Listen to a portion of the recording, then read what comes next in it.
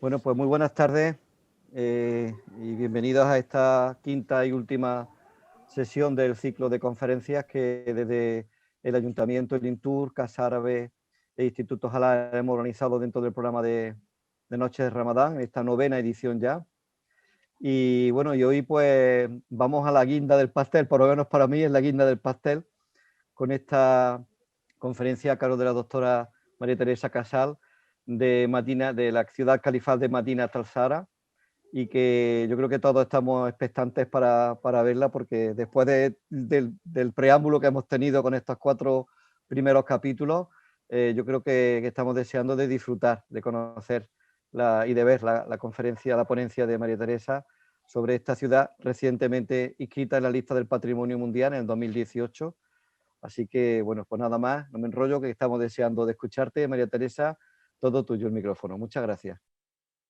Muchas gracias también a ti, Rafael, agradecer de nuevo al INTUR y a Casa Árabe, a Javier Rosón, por haberme ofrecido la oportunidad de estar aquí toda esta semana hablando y dando las conferencias sobre la Córdoba Omeya en el marco de las noches del Ramadán, y también por supuesto, a todos los que han estado acompañándonos durante todos estos días y están también esta tarde aquí con nosotros en directo.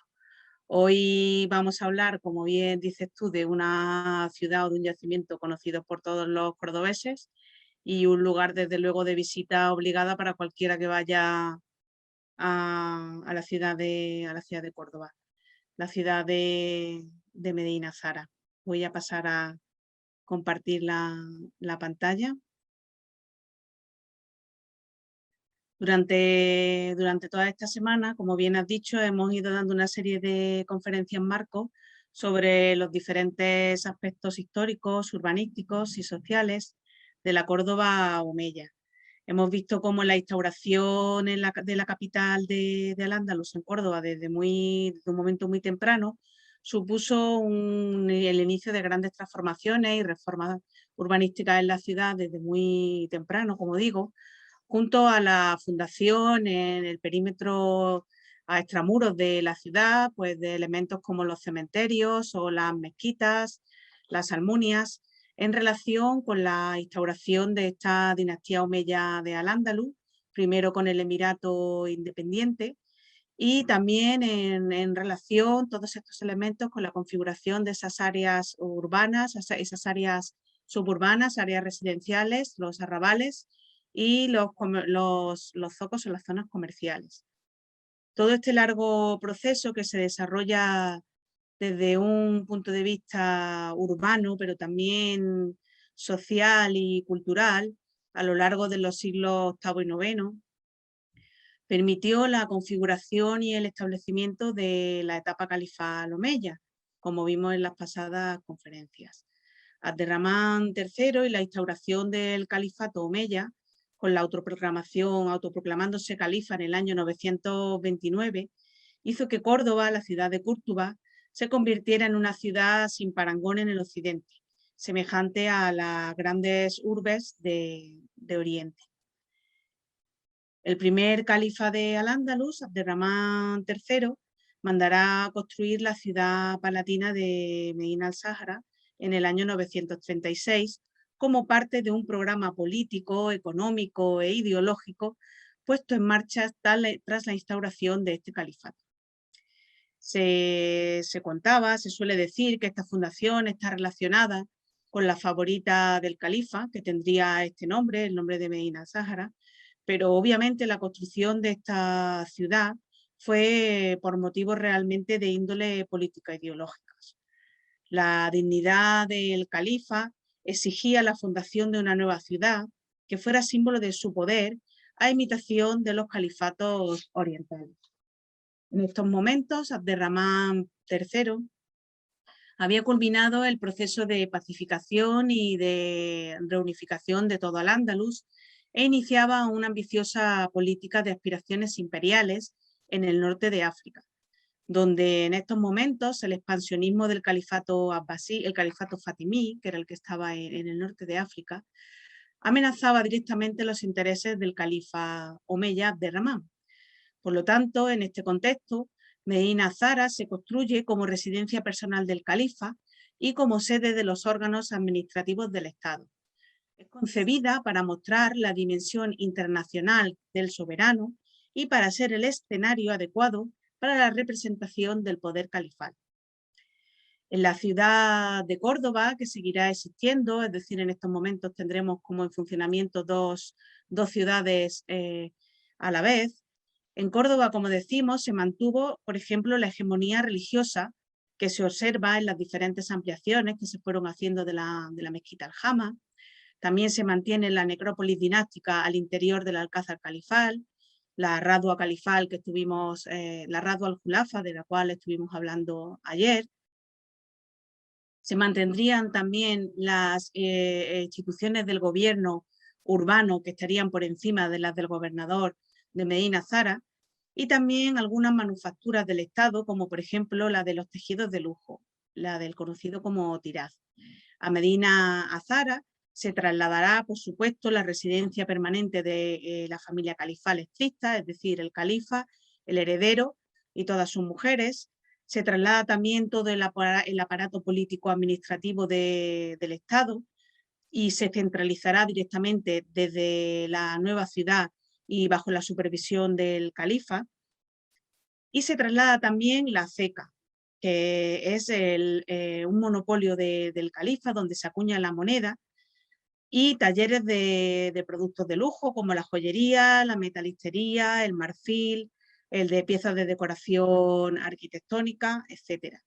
Se trasladan también las tropas que se acantonan, las tropas del ejército que se acantonan en la nueva ciudad, y se convierte en un centro ceremonial, sede de representación política del Estado.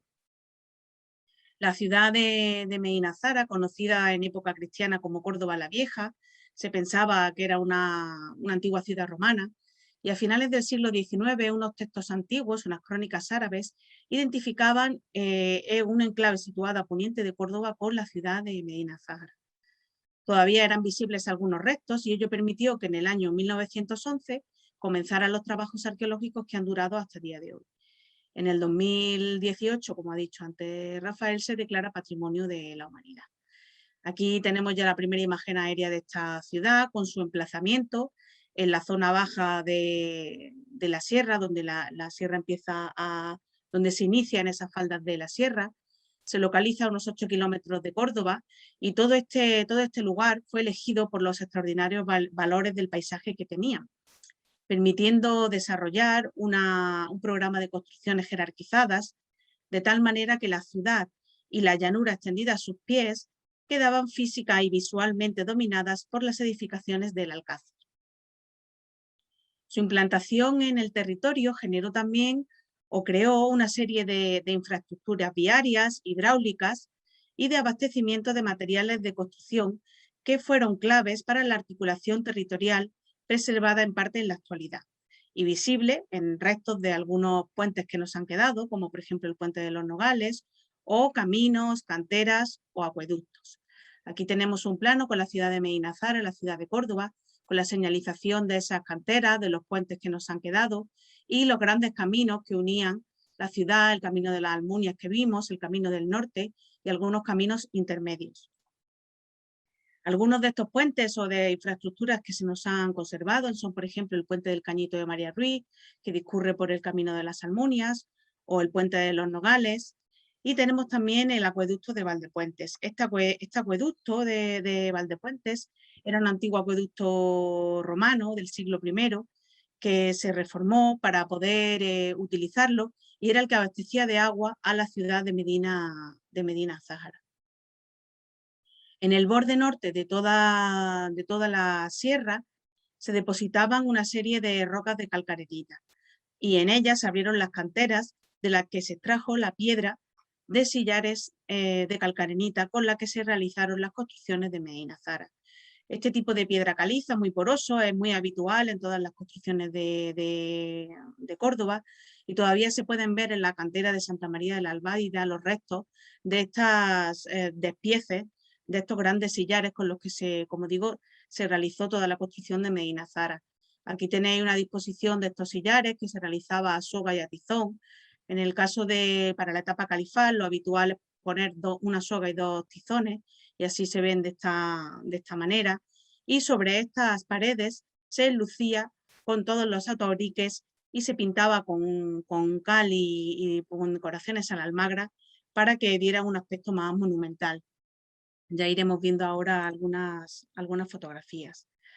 La ciudad, como hemos dicho, está diseñada en terrazas y está rodeada por una gran muralla de planta rectangular con un perímetro de unos 4.500 metros. Se organiza en 2 partes bien diferenciadas: el Alcázar, que se localiza en las terrazas superiores, donde se desarrolla la vida del califa y de su corte, incluyendo tanto edificios de carácter administrativo como oficial, y residencias y espacios del servicio asociados.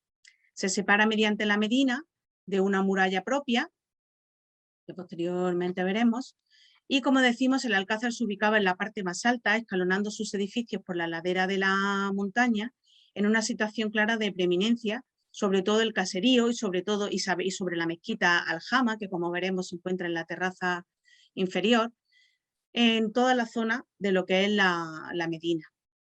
La investigación arqueológica ha revelado que también delante de ese alcázar, en el frente meridional, no se dispusieron ninguna edificación, garantizando así de esta manera el aislamiento de este alcázar y sobre todo la apertura visual que tenía hacia la campiña.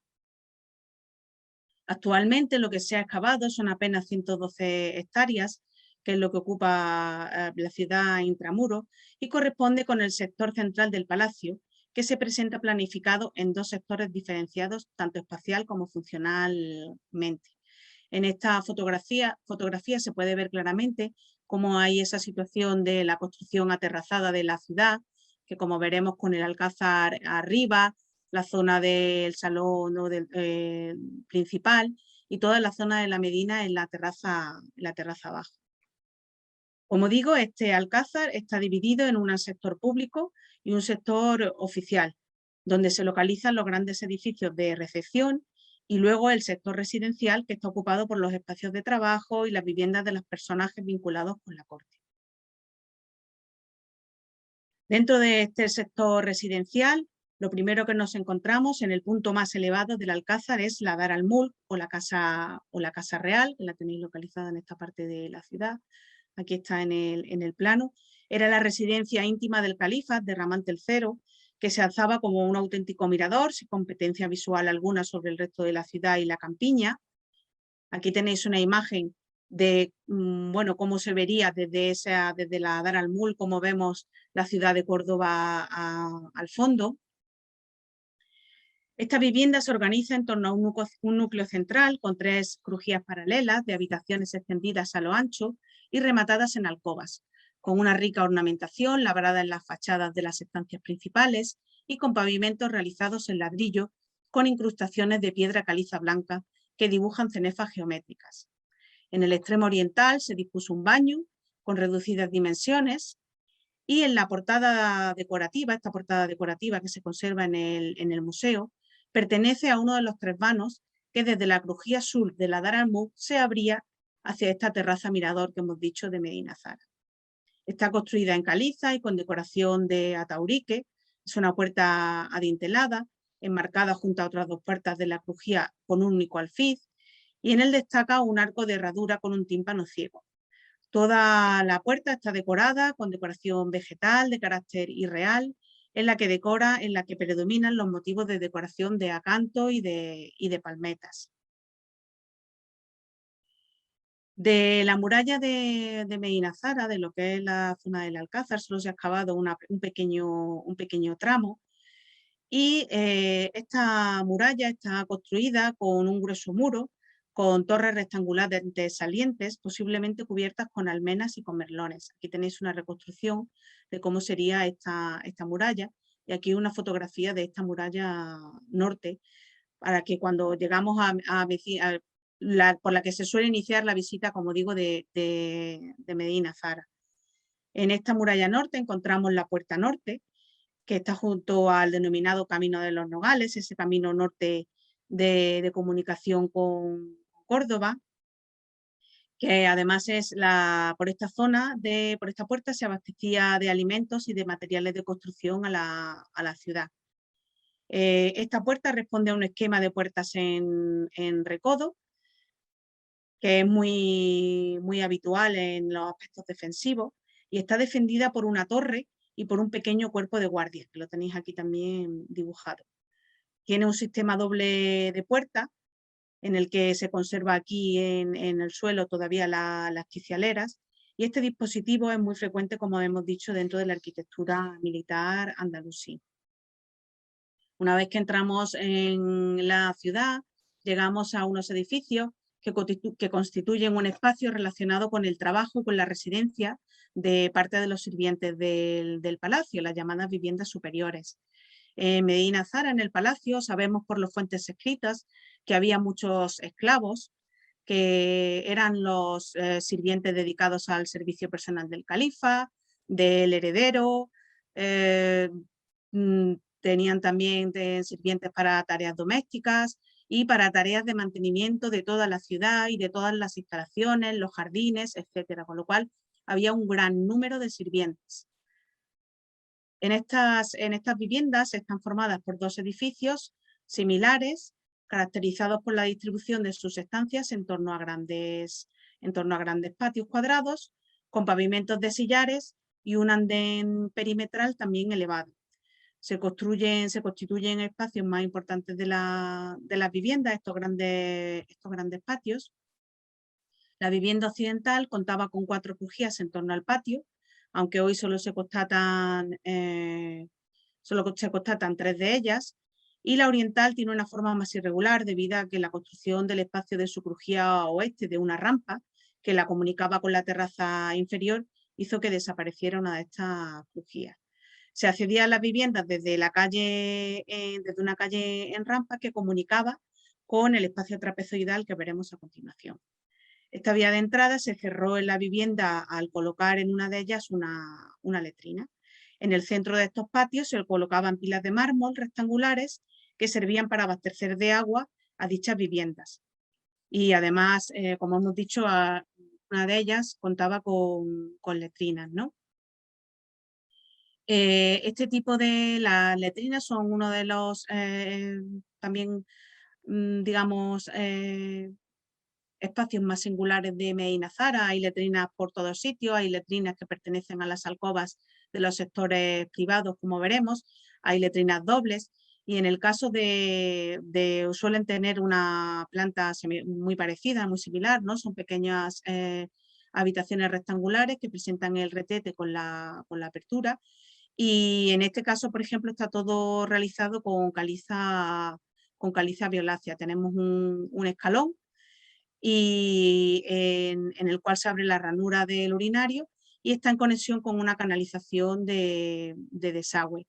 Esta letrina nos muestra la importancia de estas estancias para los andalusíes y la importancia también del sistema tan eficaz de evacuación de aguas residuales con el que contaba la ciudad, o sea, no solamente de suministro de agua, sino también como digo, de aguas residuales. La función residencial de esta vivienda es bastante clara y en ella, como digo, encontraríamos pues, la zona de servicio. Inmediata a esta zona de vivienda tenemos lo que se conoce como el espacio trapezoidal, que constituye un nudo de comunicaciones internas dentro del alcázar, un área de paso de la zona privada a la zona más pública, y en ella la guardia del palacio controlaba el acceso a este sector. Está concebida en origen como una calzada de acceso al sector occidental del palacio, de la que además aún se conservan algunos restos del pavimento, y está limitada en el lado sur por una galería de pilares, donde se situaban las caballerizas o los guardas, hasta que se construye el patio de pilares, que veremos posteriormente. Con la reforma del palacio modifica el sistema de comunicaciones y se habilita una vivienda en la mitad occidental de este espacio, mientras que en la oriental pues se consolida como función de control de acceso a las residencias ubicadas en la zona sur. En la parte norte de la manzana meridional se desarrollan las llamadas viviendas de servicios, que son espacios domésticos de trabajo donde se realizaba el trabajo todo el personal de servicio que atendían las necesidades de los grandes personajes que habitaban las viviendas de alrededor y que iremos viendo, la casa de Jafar, casa de la Alberca, etc. Destaca entre ellas la más oriental, que está organizada en torno a un patio y cuenta con un núcleo residencial al este, formado por estancias con un pórtico delantero y una letrina, y aislado hacia el exterior con una gran puerta. Posiblemente en esta casa residiría un alto funcionario del palacio, quizás el jefe de cocinas, encargado de controlar y de dirigir la actividad desarrollada en el resto de las estancias. En ellas predominan elementos relacionados con la manipulación de alimentos y se conserva este gran horno. El horno tiene una cúpula semisférica de ladrillo y está elevado sobre una base cuadrada de sillería. Además, también en esta estancia encontramos una letrina doble, lo que nos está indicando que serían una estancia en la que habría mucho trasiego de personal utilizándola. Desde esta vivienda se llega a una de las casas principales de Medina Zara, la llamada Casa de Jafar. Está ubicada, como digo, al sur de estas viviendas. Era la residencia de este personaje, que fue el primer ministro de Al-Hakam II, y este personaje es conocido porque a él se le encargó, entre otras cosas, la dirección de las obras de ampliación de la mezquita de Córdoba. En la organización y en la estructuración de esta vivienda se articulan tres grandes ámbitos espaciales. Uno público, que está conformado por una edificación basilical abierto a un patio con una fachada monumental, que es esta que estamos viendo, toda decorada de atauriques, y luego un ámbito más íntimo, que está compuesta por una estancia culminada en una alcoba, a la que se antecede por un patio con una pila y un surtidor, que es la que tenemos en la pantalla. En este patio podemos ver cómo la pila es de mármol, cómo las paredes que dijimos antes que están realizados con esos sillares dispuestos a soga y tizón, se recubren con cal, que posteriormente se pintan a la almagra, de color rojo de almagra, con estas líneas horizontales en blanco a modo de dibujos, ¿no? Luego el tercer ámbito sería el de servicio, que está también organizado en torno a otro patio, con lo cual lo que destaca en esta casa también es que estos tres ámbitos están todos organizados en torno a patios. Este personaje, Jafar, era un esclavo manumitido o liberado por el emir, por el califa, perdona, y era muy habitual que este tipo de esclavos liberados pasaran a ocupar altos cargos de la administración. Eran eunucos normalmente sin familia y eran leales totalmente al califa. Solían vivir en esta estancia donde viven, pues viven él solo. Toda esta gran portada, que como hemos dicho precede al ámbito oficial o al ámbito de trabajo de la vivienda, es una gran fachada monumental y está formada por 3 arcos de herradura soportados por columnas y se halla enteramente cubierta con decoración labrada en piedra, sobre todo con tableros decorados de forma vegetal en la parte inferior y geométrica en la parte del alfiz. Con una tipología diferente tenemos la llamada vivienda de la Alberca, que se sitúa al oeste de la casa de Jafar y que presenta la peculiaridad de estar estructurada en torno a un espacio central ocupado por un jardín con una alberca, de ahí viene su nombre, y a ella se abren los lados menores mediante monumentales fachadas con triple alquería y una profusa decoración, como la que tenemos en la pantalla. Decoración de ataurique. Estas estancias alargadas se disponen de 2 en 2 en cada crujía Y los datos arqueológicos apuntan a que esta casa tenía una cronología temprana y estuvo diseñada desde el primitivo, o sea, desde el diseño primitivo del alcázar, ¿no? A ella también se asocia un baño unipersonal que está adosado en la zona oriental, aunque después este baño lo compartirá con la casa de Jafar. En esta gran portada que vemos, que ocupa además el lado menor del jardín, está formada también por 3 arcos de herradura, apeados los centrales en 2 columnas y los laterales en pilastras. Está enteramente cubierta con ornamentación labrada. En la zona inferior y a ambos lados tendría tableros que no están colocados con tema vegetal, no se han restituido todavía. Y en la franja superior se desarrolla el guarnecido de los arcos con la habitual distinción entre las dovelas lisas y las dovelas que están decoradas, y todo con decoración de roleos, de acantos y de palmeras. Y la composición se cierra con un amplio alfiz de tema geométrico. Todos los capiteles que estamos viendo, los fustes de columnas, las decoraciones de ataurique, nos están recordando constantemente la suntuosidad de la decoración y de mármoles que tendría toda la ciudad. Aquí tenéis una imagen de cómo se ve desde arriba estas 2 casas que hemos visto, la casa de Jafar y la casa de la alberca, y aquí el conocido como patio de pilares. Este edificio, por su organización en torno a se llama así por los pilares y por su organización en torno a un gran patio porticado de estructura adintelada, que tiene crujías y habitaciones rematadas en alcobas por todos sus lados. En el ángulo noreste lo ocupan 2 letrinas que están precedidas por un pequeño patio. Las estancias occidentales están pavimentadas con mármol y parecen ser las más importantes frente al resto de los espacios que están pavimentados con losa de caliza violácea, procedentes también de canteras cercanas. Estos 2 materiales, tanto el mármol como la caliza violácea, son los más habituales utilizados en las estancias que estamos viendo de Medina Zara, y que, como decimos, aquellos que están solados con mármol tendrían como mayor prestancia, y los de caliza violácea pues un poco de menor prestancia, ¿no?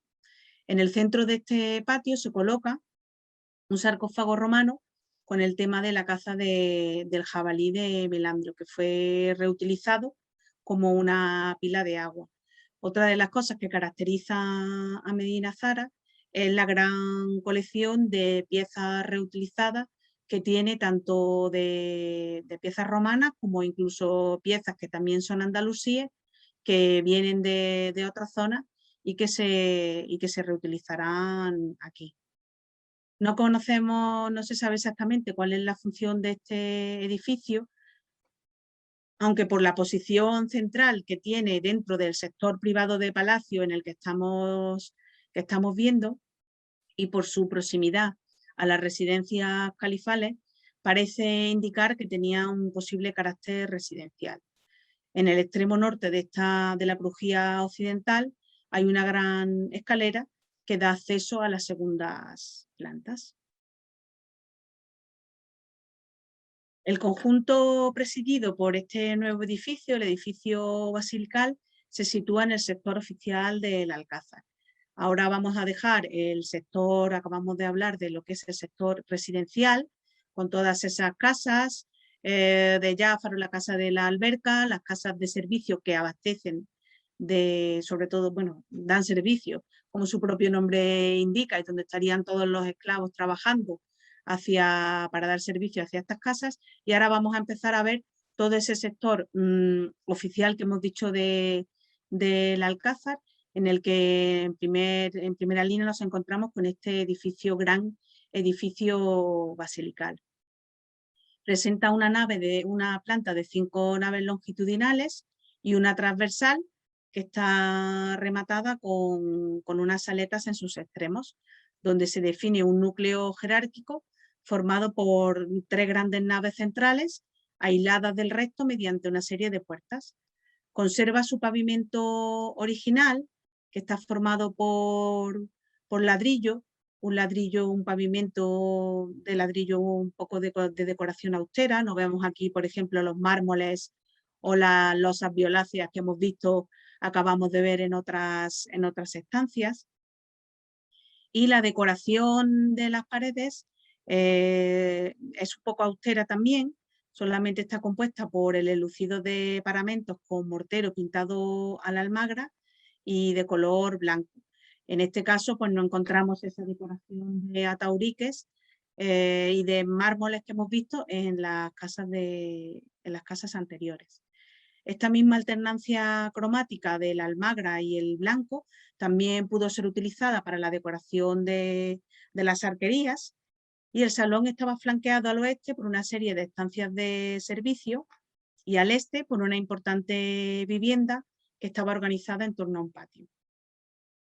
En el lado sur de esta terraza se sitúan otras edificaciones importantes, aunque menos conocidas, debido al expolio de las estructuras.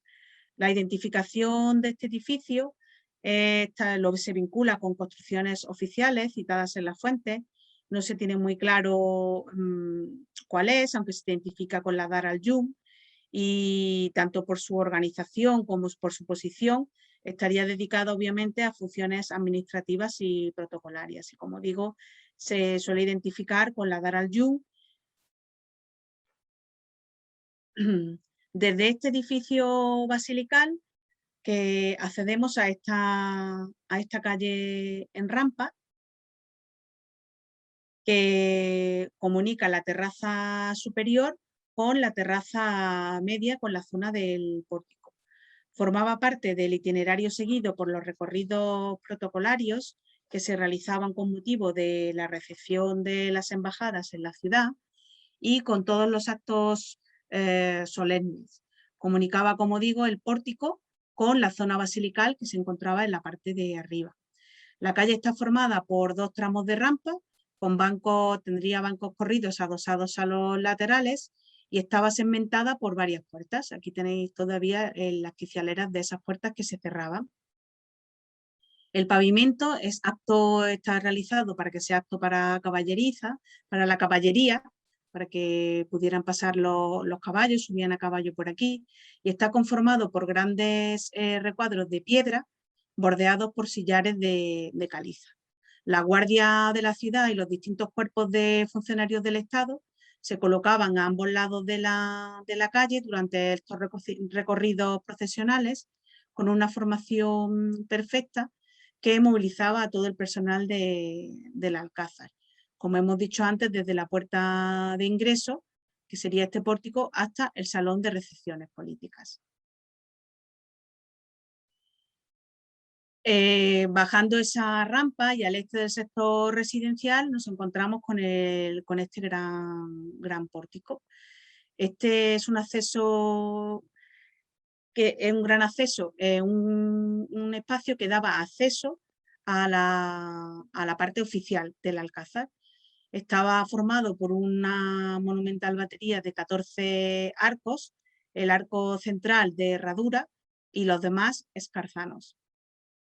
Y delante de esta gran portada se abre una gran plaza. Este pórtico es una edificación efectista, es como una escenografía que constituye una entrada ceremonial, emblemática y simbólica del Alcázar, que no tiene correspondencia al interior, al espacio trasero, donde simplemente hay un espacio pequeño por el que se entra a esta rampa que hemos visto antes. Y esta galería estuvo cubierta por una terraza que tenía un arco que estaba situado encima del arco central y se elevaba con un pequeño mirador donde el califa pasaba revista a la formación de las tropas concentradas en la plaza en el momento de su partida a las expediciones. Aquí he puesto unos recortes del vídeo que ponen en Medina Zara con ese mirador donde se pondría el califa a pasar revista a todas estas tropas, que se disponían también ordenadas en filas con grandes estandartes y todo sometido a una gran jerarquía. Y esta entrada es la que servía de acceso a las embajadas que venían de los reinos cristianos, del norte de África, incluso del Imperio Bizantino, como ya hemos visto, y que subían por esa estrecha rampa hasta los edificios basilicales. Después de estar allí, pues ya pasarían al Salón del Trono, que era el destino final de las embajadas. Este Salón del Trono fue construido por Abderramán III en el año 954 y su construcción supuso una transformación del Alcázar, convirtiéndose en un nuevo referente simbólico de la ciudad y el marco arquitectónico destinado a la celebración de estas recepciones políticas por parte del Alcázar, siguiendo, como hemos dicho, unas normas de rígido protocolo, concebido para la exaltación del soberano. El salón se organiza como un espacio basilical de 3 naves longitudinales, que está rematada por arcos ciegos, y una nave transversal que se abre al jardín delantero mediante una gran arquería centrada. A ambos lados se disponen estancias alargadas con saletas en sus extremos. La excepcionalidad del edificio radica en esa extraordinaria ornamentación que tiene, labrada, toda entera, completa, con grandes paneles de ataurique en los que se representa el árbol de la vida, y con grandes arcos que rematan con un friso liso y otro decorado con polígonos estrellados. El califa se situaba en el centro del salón, rodeado por grandes personajes de la corte, mientras se abrían las grandes puertas que daban al jardín, en cuyos andenes se alineaban en pie todos los dignatarios, dispuestos con sumo cuidado y de acuerdo a su rango. Los más poderosos eran los más cercanos al califa, y los más alejados eran los que eran más inferiores. El protocolo, como decimos, era muy estricto y contemplaba tanto el saludo del propio califa, con interminables discursos y largas composiciones poéticas, para ensalzar al soberano. Este salón forma parte de un conjunto que incluye también el jardín frontero y una serie de estancias laterales. El conjunto de habitaciones laterales, este que estamos viendo aquí, es de ámbito residencial, estrictamente del califa, y está asociado a este salón de recepciones, y seguramente el califa pasaría una gran parte de las actividades diarias en estas habitaciones.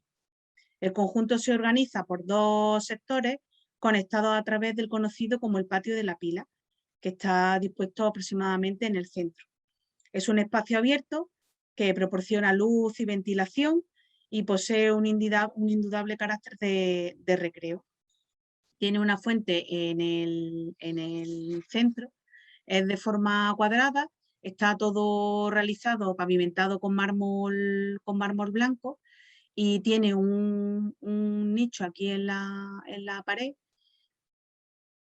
que con forma de arco de herradura, que se abre en el paramento norte a modo de marco arquitectónico, con una pila aquí en la fuente, que es el que da nombre a este patio. Esta pila de mármol también se cree que es reutilizada. Junto al oeste de estas estancias también se encuentra una pequeña letrina y un estrecho corredor que da paso a un baño unipersonal. Este baño unipersonal tiene las estancias típicas que hemos visto ya de los baños de la etapa musulmana, con un vestuario o sala fría, la sala templada y la sala caliente, junto con el horno. Y la característica más señalada es su consideración de estancias nobles. Todo está pavimentado con mármol y decoración parietal labrada también con mármol. Aquí tenéis, por ejemplo, un lucernario conservado de este baño, que presenta orificios lobulados en cada uno de sus caras, como es habitual en este tipo de elementos, y se empleó para cubrir uno de los huecos abiertos en las bóvedas del baño, posibilitando así la iluminación y la ventilación de las estancias. Delante de este gran salón lo que tenemos es el gran jardín.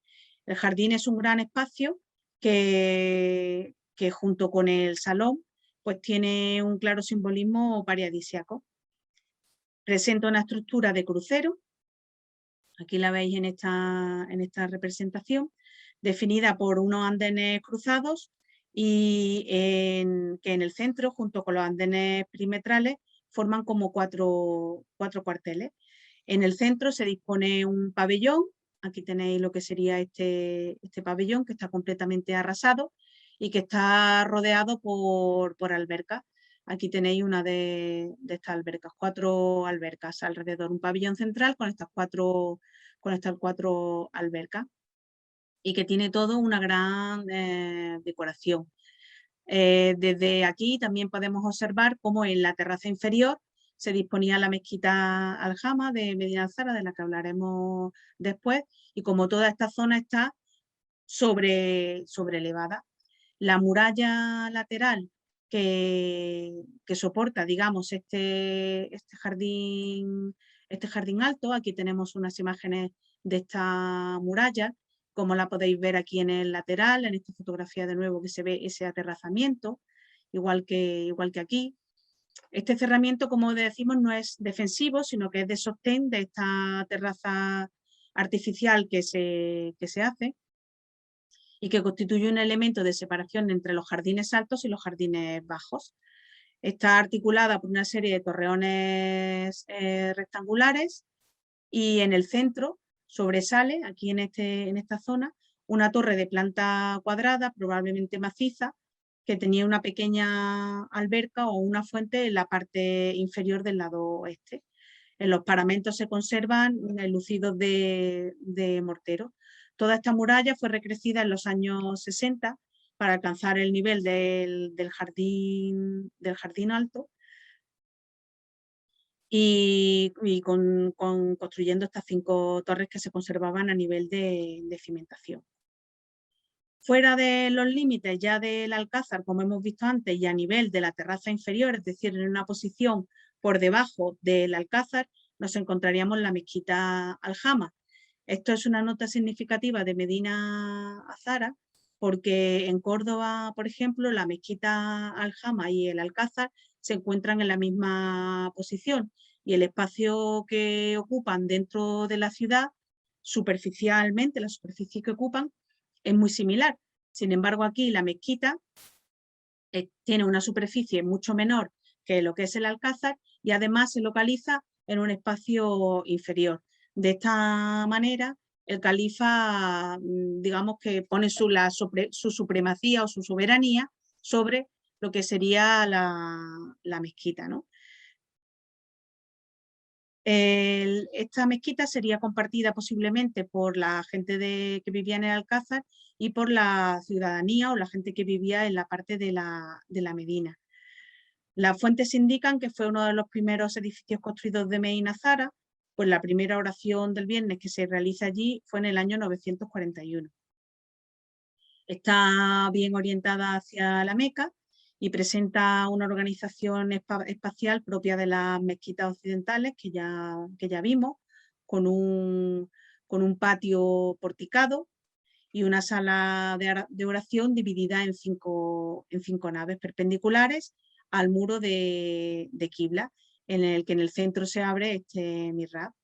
Solo el espacio de la masura está pavimentado con losas de barro cocido, cubriéndose con esteras el suelo de terrizo del resto del oratorio. Junto a la puerta norte del patio se ubicaba este alminar, que como vemos se encuentra en la parte central del muro y no en la esquina, como también vimos que era el caso de otras de las mezquitas secundarias que hablamos de Córdoba. Este alminar presenta una planta cuadrada hacia el exterior y una planta octogonal hacia el interior. Y una probable reforma de la mezquita la dotó de un muro doble de Qibla en conexión con la maksura a la que accedía el ciudadano desde un sábat o un pasillo como el que vimos que existía en Córdoba, adosado al muro oriental del jardín frontero con el salón de Abderramán. Su aspecto exterior, como vemos, sería de fortaleza, con estos contrafuertes rectangulares en los costados y cuadrados en los ángulos, muy similares a lo que podemos ver en la mezquita Aljama de Córdoba, y muy similares también, nos recuerdan también a esos muros que vimos que delimitaban las almunias cordobesas, que también presentaban estos contrafuertes, que tienen pues eso, un valor más simbólico y darle el aspecto de fortaleza. Estos son algunos de los materiales que corresponden a la mezquita. Los capiteles, por ejemplo, conforman un grupo bastante homogéneo y están decorados con palmetas. Vemos también estos merlones que se disponían a lo largo de los muros, como vimos, de los muros perimetrales de la fachada y de la portada de ingreso, o estas arcadas que corresponden a las zonas del alminar. También se han documentado muchas inscripciones dentro de lo que es toda la ciudad de Medina Zara. En líneas generales, toda la ciudad está decorado, como hemos ido viendo, con estos zócalos pintados a la almagra en la parte de abajo, con unas líneas horizontales en blanco, y la parte superior también encalada o pintada de blanco. En muchas zonas encontramos estos tableros de ataurique que van forrando todas las paredes, capiteles, estos capiteles de avispero que son tan característicos de Medina Zara, y encontramos piezas tan significativas como este surtidor realizado en bronce, que tiene forma de cervatillo y que pertenecería a alguna de las fuentes que existiría en Medina Zara. Este surtidor está decorado con roleos, con grabados que encierran como hojas nervadas y que es un testimonio excepcional del trabajo del metal que se producía en los talleres de Medina Zara y del cual nos han llegado muchos objetos. No es el único cervatillo, hay otros cervatillos similares en el Louvre, por ejemplo, o en el Museo Nacional de Qatar. La utilización de animales como motivo artístico en Al-Ándalus, pues sabemos que era una cosa, se supone que excepcional, aunque era bastante más habitual de lo que se piensa, y aparece tanto en este tipo de figuras como veremos, por ejemplo, en la decoración de ataifores o en este tipo de piezas. Ya comentamos antes que Abderramán III va a trasladar todos los órganos burocráticos y administrativos a Medina Zara, y esto va a incluir también el centro de artesano oficial, es decir, donde se producen todos los talleres de marfiles y los talleres de metalistería, como acabamos de ver, y también la ceca, la Casa de la Moneda. A partir del 947 se empieza a acuñar moneda, esta moneda de plata, los dirhems, que es típica de época califal, y se empieza a acuñar, como decimos, con la ceca de Medina Zara. En el anverso suele aparecer una combinación de leyendas religiosas y leyendas marginales que indican el año de acuñación, y en el reverso pues el nombre y el título de los califas. En la ceca de Medina Zara concretamente pues destaca la proliferación de motivos vegetales, florales, etc. La localización de estos talleres dentro del conjunto, dentro de lo que es el plano que hemos visto antes de Medina Zara, pues no se tiene muy clara, aunque se piensa que estarían en la terraza inferior, porque desde el punto de vista de la organización urbanística, así es lo que digamos que encajaría dentro de esa parte de la Medina, ¿no? Las fuentes árabes las sitúan a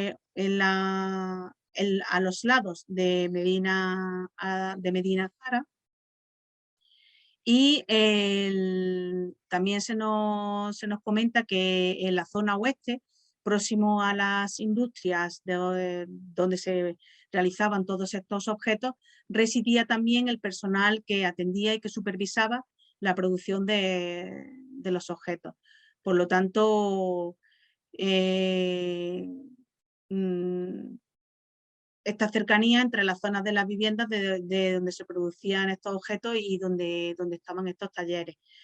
O dentro de los objetos más excepcionales de Medina Zara, pues tenemos estas piezas de vidrio, estos vasitos de vidrio, que serían, también se producirían en la ciudad, y estas cajas de marfil, de las que también conocemos varios ejemplos y que son normalmente regalos del califa hacia sus familiares o allegados. Este recipiente zoomorfo, que es bastante excepcional y está decorado con verde manganeso. Y luego dentro de lo que es los materiales generales de Medina Zara, porque Medina Zara obviamente era una ciudad que a día de hoy la vemos vacía, pero estaría pues llena de mobiliario que nos ha conservado, de mobiliario de madera, grande, todo decorado también con grandes alfombras, y dentro de la cultura material de Medina Zara, pues objetos muy importantes como toda la vajilla de decoración de verde manganeso, con decoraciones vegetales, decoraciones, como hemos dicho, de animales, decoraciones de inscripciones que sobre todo representan la palabra al-Mulk, que significa el poder, en estos grandes platos o ataifores. Y junto a estas vajillas, digamos, un poco más de lujo, pues tendríamos también objetos vinculados con las faenas cotidianas, como podían ser ollas, estos anafes para cocinar, o estas redomas.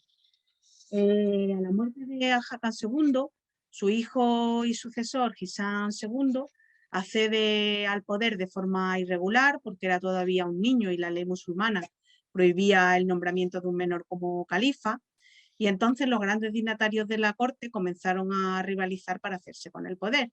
Y es en estos momentos cuando llega al poder Almanzor, que convierte a Hisam en una figura prácticamente decorativa, que se queda a vivir aquí en Medina Azara y construye una nueva ciudad que será Medina Zaira, donde lleve todos los organismos de gobierno a esta nueva ciudad. Medina Zara, por lo tanto, se convierte en una ciudad en la que vivía Hisam, la que salía muy pocas veces, y que en poco menos de 100 años desde su fundación, en el 1010, y debido a las guerras civiles o la fitna que se produce en el 1010, como digo, será saqueada por los bereberes. La ciudad es saqueada y es abandonada, y desde este momento pues no vuelve a utilizarse como residencia.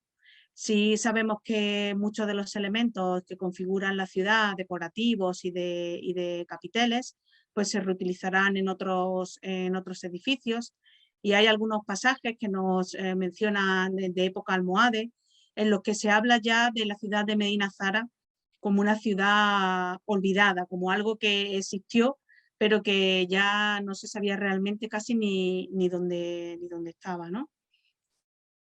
Por último, no me gustaría terminar esta charla sin comentar que, bueno, el conjunto de Medina Zara ofrece una gran información sobre todo lo que es la propia ciudad en sí, a través de su página web, de sus canales de Facebook y Twitter, así como de YouTube, en la que hay una información actualizada, tanto desde el punto de vista de organización de visitas y tal, como sobre todo desde el punto de vista de los materiales que se pueden ver, y de todas las novedades que hay a nivel de investigación.